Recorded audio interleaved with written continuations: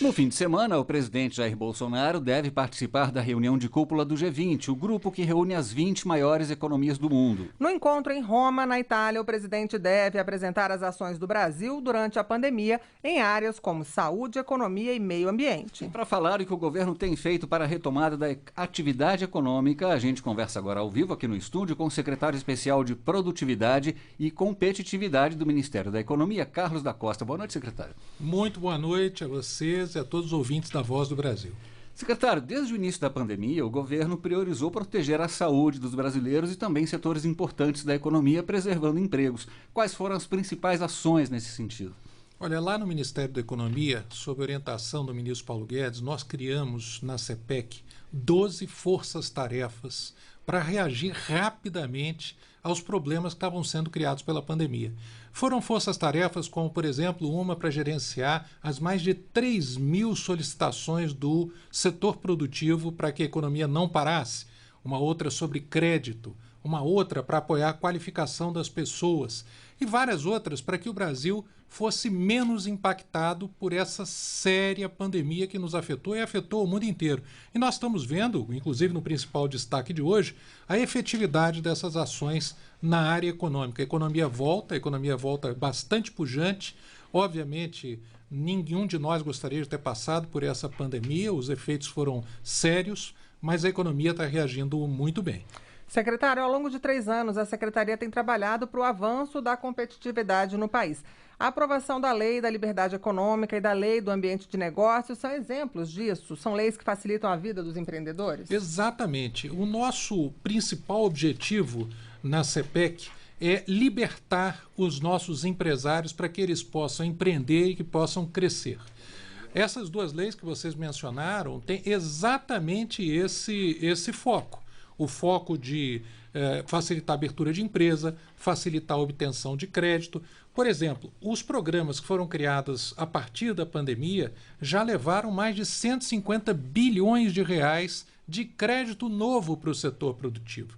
As nossas micro e pequenas empresas, por exemplo, receberam mais da metade disso. Imagina, 80 bilhões de reais no Pronamp, no PEAC, no Maquininhas, todos eles chegando no setor privado para que as empresas consigam crescer, sobreviver e gerar empregos.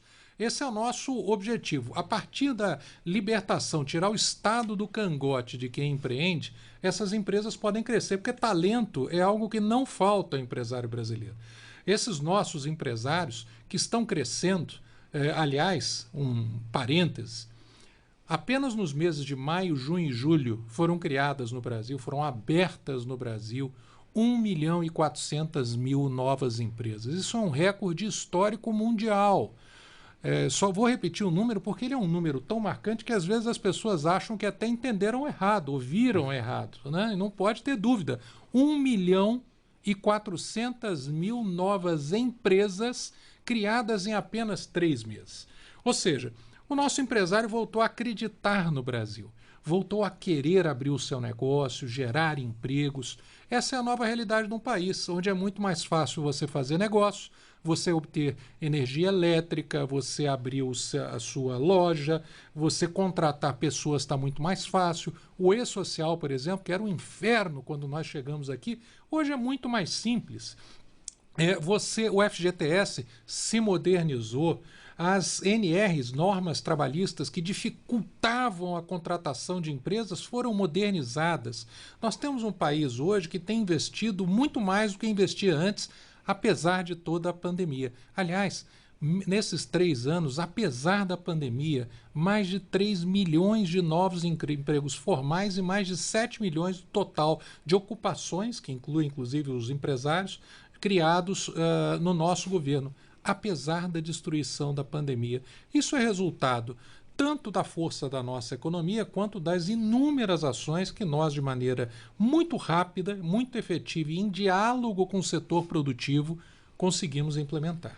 Então, secretário, a gente pode dizer que a gente está conseguindo aí reduzir o chamado custo Brasil? Sem dúvida.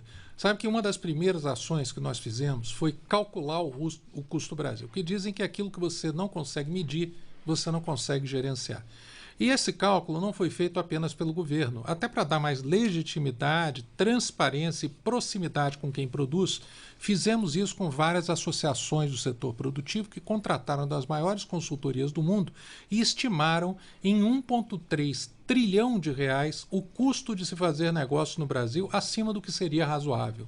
E desde então nós já conseguimos, através de muitas medidas, como a lei do gás, o marco do saneamento, as reformas das normas trabalhistas e muitas outras, reduzir em cerca de 280 bilhões de reais por ano esse custo.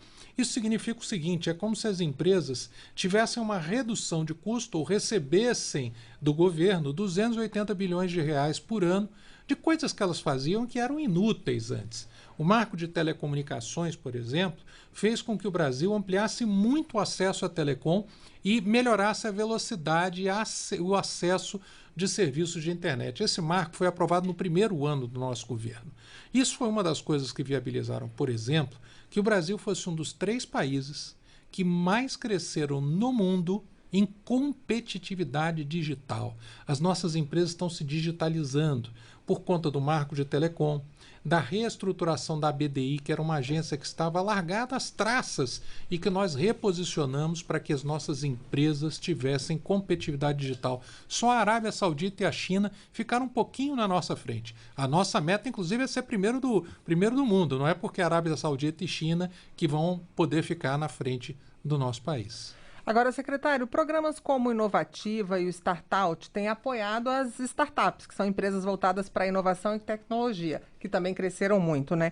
A ideia é apoiar o crescimento mais ainda dessas empresas, gerar emprego e renda a partir delas? Isso mesmo. Olha, para vocês terem uma ideia, nos 3 primeiros meses desse ano, só nos 3 primeiros, nós tivemos 20 bilhões de reais de investimento no chamado Venture Capital, aquele investimento nas empresas que estão em fase de crescimento inicial, né, as nossas startups. 20 bilhões em 3 meses.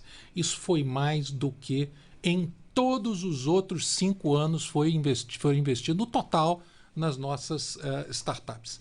Isso está acontecendo em todo o país. E o Inovativa é o maior programa de aceleração que existe hoje para startups na América Latina. É um programa nosso, nós queremos que seja o maior do mundo, inclusive. Você pode procurar na internet, usar o seu buscador e buscar lá Inovativa Brasil.